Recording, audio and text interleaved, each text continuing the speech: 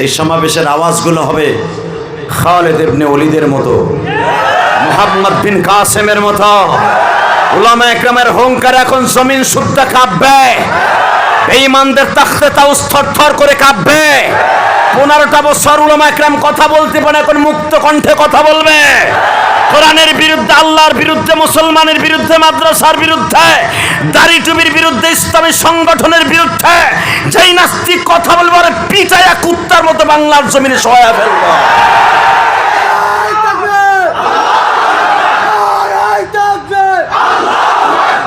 ইসলামের শত্রুরা বাংলাদেশ উলামা একরামের কথা বলতে গেলে টিটু চেপে ধরতো। টিটু বোঝেন, গলা। স্টেজে ওঠার আগে আওয়ামী লীগের ঘেটু মেটু স্ক্রু টাইট মাইট চেয়ারম্যান হোতা মোতা জোতা গোতা কত কোয়ালিটির কথা বইলা স্টেজে উঠাইতো। এই আজাব আর গজব মনে হয় আর আসবে না। ওই একজন চুপ করে বলে, তুমি আওয়ামী লীগ করো আমি বুঝছি,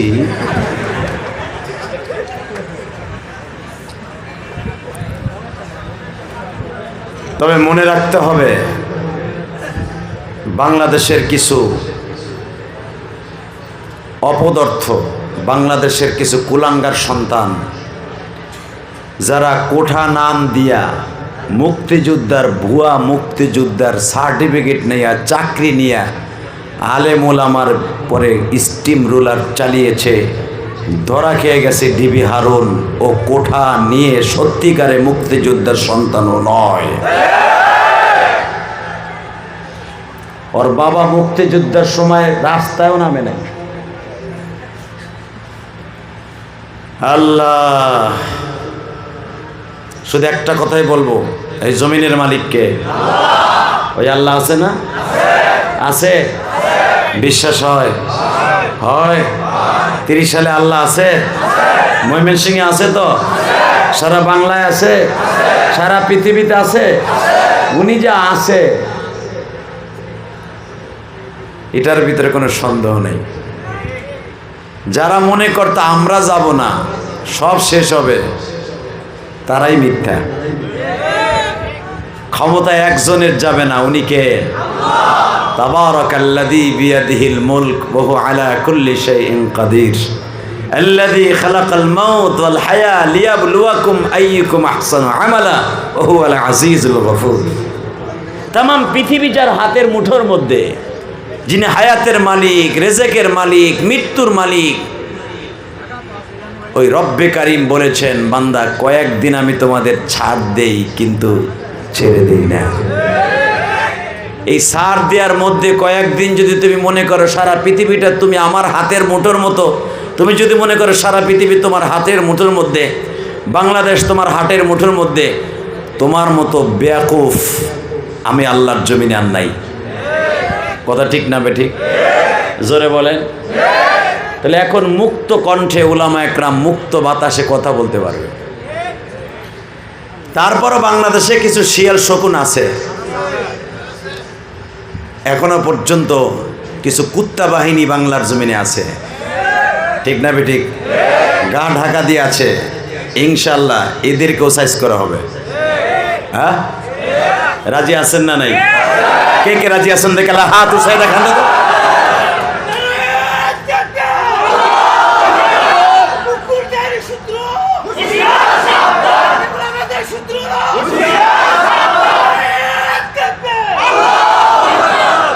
মারহাবা মারহাবা। উলামা একরামের সমাবেশ এটা, রায়মনির ঐতিহ্যবাহী উলামা একরামের সমাবেশ। এই সমাবেশের আওয়াজগুলো হবে খালিদ ইবনে ওলীদের মতো, মুহাম্মদ বিন কাসেমের মতো।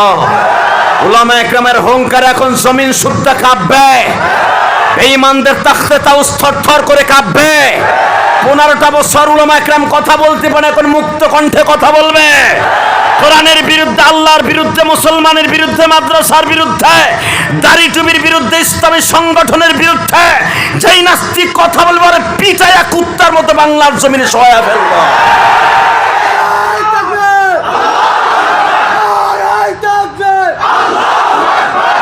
ইসলামের শত্রুরা নারায়ে তাকবীর। শুধু একটা কথা বলতে চাই, এই জমিন চলবে কার হুকুমে? না কোনো মানুষের হুকুমে। আল্লাহ এমনই একজন, উনি কারো কথা শোনেন না। হ্যাঁ, তবে একজনের নিঃশ্বাস উনি শুনেন, মাজলুম মুসলমানের নিঃশ্বাস। হযরত উলামা ইকরামের চোখের পানি কোনোদিন বেথা যেতে পারে না। কুল জা আল হক ওয়া যাহাকাল বাতিল ইন্নাল বাতিলা কানা যাহুকা। মিথ্যা দুর্বিত হয়েছে, সত্য প্রকাশ হয়েছে, আর পৃথিবীতে অন্ধকার থাকতে পারে না। কথা ঠিক না ঠিক? আমরা কোরআনের আলোতে জীবনকে আলোকময় করব, রাজি আছি না নাই? জোরে বলেন, রাজি আছি না নাই? এই পৃথিবীতে, সারা পৃথিবীতে একজন মাত্র ম্যান আসছিলেন যার চরিত্রের মতো সুন্দর চরিত্র পৃথিবীর কারোই নাই। শোনেন কোরআনে কি বলে, তার সম্পর্কে আল্লাহ কি বলেন? وَإِنَّكَ لَعَلَى خُلُقٍ عَظِيمٍ।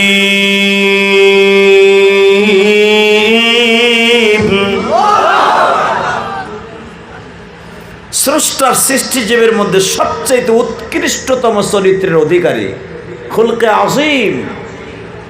পৃথিবীতে একজন মাত্র ম্যান, সে হলো আমার কলিজার নবী। ঠিক না বেঠিক? যাকে এত বড় লকব দিয়েছেন আমার আল্লাহ কোরআনে কারিমের দ্বারা। বাংলাদেশে কিছু কুলাঙ্গার এখনো আছে সেই নবীকে, তার চরিত্র নিয়ে কথা বলে। আছে না নাই? আমার নবীর চরিত্র যেরকম ফ্রেশ, নির্ভেজাল, ফরমালিন ছাড়া, পৃথিবীর কোন নেতার চরিত্র এরকম ফরমালিন ছাড়া নাই। কথা বলেন না কেন? বাংলাদেশের জন্ম নিয়ে একটা কুখ্যাত শয়তান নাস্তিক আসাদ নূর, এই বদমাইশের নাম জানেন?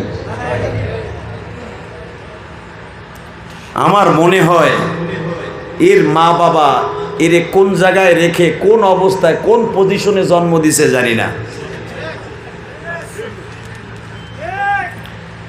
তা না হলে এর জন্ম যদি সঠিকভাবে হইতো, পৃথিবীর মহাগ্রন্থ আল কোরআনকে সে পাতা ছিঁড়ে ছিঁড়ে পায়ের নিচে দিয়ে বিশ্বনবীর চরিত্র নিয়ে সে বলতে পারতো না ডাকাত মুহাম্মদ। আমার নবীকে ডাকাত, আরে উতুল্লিম বা'দা যালিকা জানিম। মক্কা নগরীতে আমার নবীর চরিত্র নিয়ে, ক্যারেক্টার নিয়ে একজন বেঈমান কথা বলেছিল, কাউন্টার দিয়েছিল আমার আল্লাহ।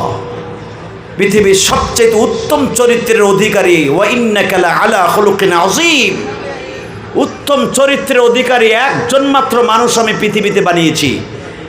চন্দ্র সূর্যের মধ্যে যে কোনো মুহূর্তে, যে কোনো সময় তোমরা তালাশ করলে দেখবা কোনো না কোনো কালো, কালিমা, লাল যে কোনো একটা রেখা দেখা যায়, কালো চরিত্রে কালো একটা দাগ দেখা যায়, কিন্তু আমার নবীর চরিত্রের মধ্যে কালো দাগের কোনো আভাস নাই। আজকে সেই বেঈমান আমার নবীরে গালি দেয়, আর এর সাথে কতগুলো নাস্তিক একত্রিত হয়েছে, তারাও নবীরে গালি দেয়। গালি দিতে পারবা, কিন্তু রসুল প্রেমিকদেরকে রসুল থেকে সরাইতে পারবা না। কথা ঠিক না? ঠিক। মেরে ভাই, দোস্ত, বুজুর্গ, শুধু আপনাদের খেদমত আরজ করতে চাই, আমি জানি না আমার মানসিকভাবে আমি এতই প্রফুল্ল, আমি এতই মানসিকভাবে প্রশান্তি লাভ করছি 5ই আগস্টের পরে। এই আগস্ট মাসটা শোকের মাস। এই মাসটা যতদিন দুনিয়ায় থাকবে, শেখ হাসিনা ততদিন থাকবে। এই মাস আসলে তার ভিতরে ভূমিকম্প শুরু হইবে, কারণ এই মাসে তার বাবারে মারা হয়েছে। কতক্ষণ না কেন? এই মাসে তার গ্রেনেড হামলা দেওয়া হয়েছে 21শে আগস্ট, ভুলে গেছেন গা?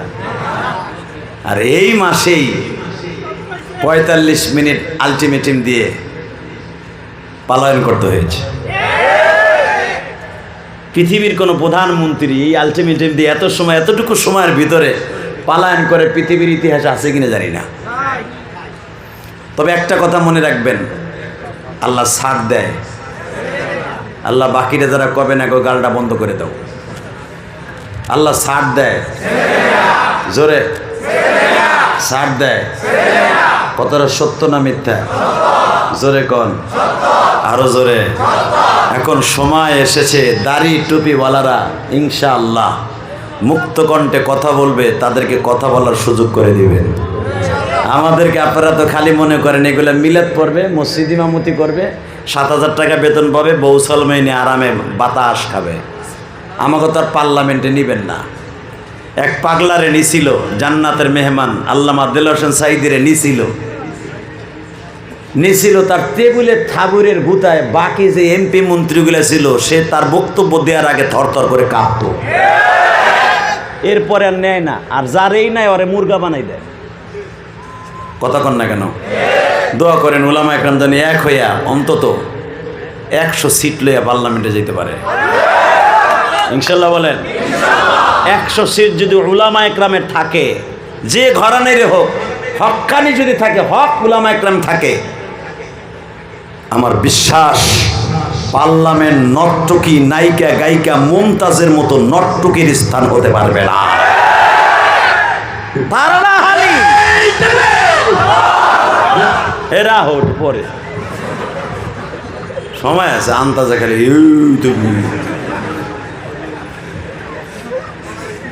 আমি যেখানে কম ওখানে মারবা, তখন দেখা যাবে তোমার কত জোর আছে।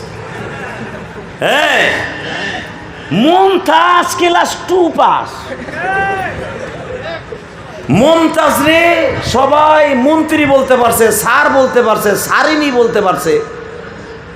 আর যারা বাংলাদেশের বৈষম্য আন্দোলন করতে যাইয়া নেতৃত্ব দিয়েছে, আসিফ আর একজনের নাম জানি কি, নাহিদ, 25 বছর 24 বছরের দুইটা টকবুকের যুবক, তারে স্যার বলতে কিছু কিছু লোকের হ্যাঁ বিসি ভিতরে যায়।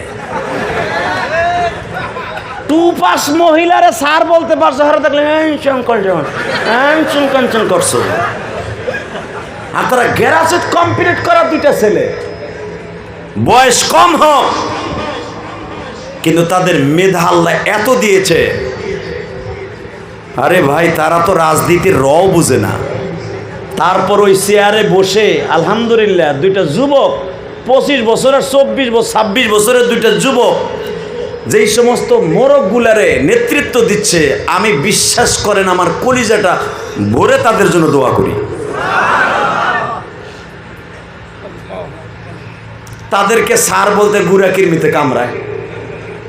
কি সামাজিক বৈষম্য লয়ে বয়ে রয়েছে বাবা, বুড়া বুড়া দামড়াগুলা এখন নেতৃত্ব দিবে এই ছোট্ট ছোট যুবকগুলা। আরে ভাই, আল্লাহ যদি কাউরে বসায়, তুমি তো তারে ক্রিটিসাইজ করে কোনো লাভ নাই।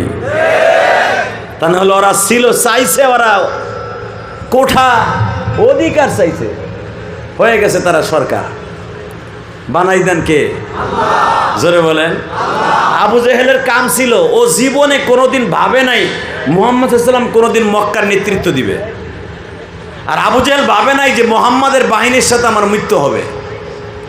কিন্তু এই আল্লাহ তার মৃত্যু দিছে কি দেয় নাই? আপনাদের জানা আছে আবু জেহেলের মৃত্যু এমন একটা বাচ্চার হাতে আল্লাহ প্রদান করেছে, বুখারীতে আসছে, যেটা আবু জেহেল কল্পনাও করে নাই। এই যে গত রমজানেও তো আবু জেহেলের কবরটা দেখতে গেছিলাম বদরে। হায় রে, আমার লাগে এক হাজি গেছে, এই 23 কেজি ওজনের এক পাথর ধরছে, আবু জেহেলের কবরে মারবো। এইভাবে উৎসাহ করছে, মারবো আবু জেহেল। কি ওই বয়ে রয়েছে নিয়ে কয় হালার ভরে মাইরে লই আগে। কয় ঢাকায় মানুষ, সে কয় শালার ভরে মাইরে লই আগে। ওই বলে এই বদরে আসছিল আমার নবীরে মারার লেগে। চিন্তা করেন কেসা রাগের রাগ। হালাকে 14 জন সাহাবী যেখানে ঘুমিয়েছে, সোহাদায়ে বাদর, তাদের কবরের পাশে যাই হাজিরা কান্দে।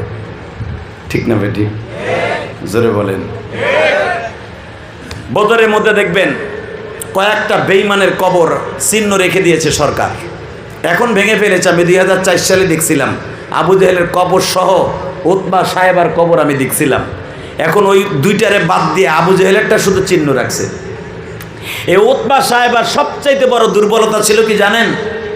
ও সবচাইতে বড় ব্যর্থতা ছিল। উতবা সাহেবা কিন্তু আমার নবীর সাথে ভালো একটা আন্ডারস্ট্যান্ডিং মোহাব্বত ছিল।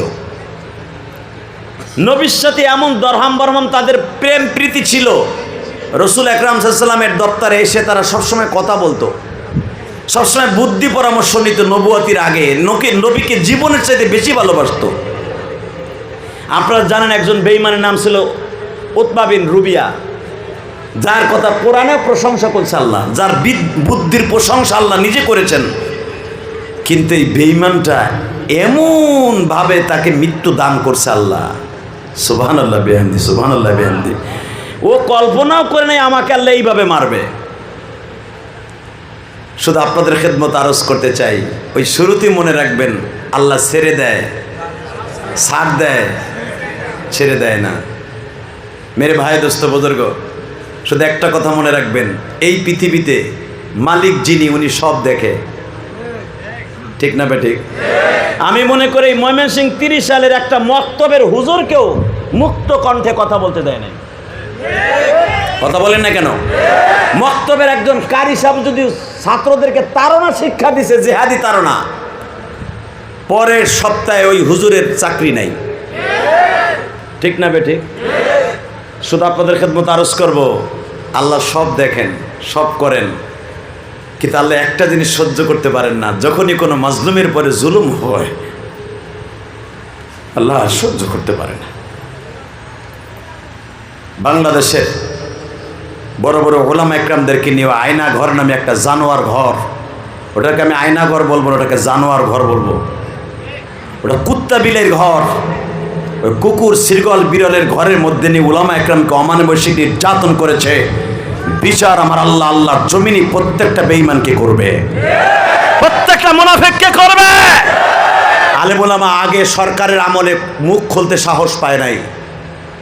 মামুনুল হক কয়েকদিন আগে কেঁদে কেঁদে বলতেছিল যে আমার পরে যে অমানবিক নির্যাতন করা হয়েছে, মানুষ মানুষের সাথে এইভাবে এইরকম নির্যাতন করে না। এমনি বলেছে, এমনি বলেছে, মাসকে মাস চোখ বেঁধে হাত উপরের দিকে বাইন্ধা, গোসল নাই, ওযু নাই, নামাজ ওইভাবে ইশারার সাথে উলামা একরাম পড়েছে। এই জুলুম আমার আল্লাহ সহ্য করতে পারেন না, ঠিক না বেঠিক?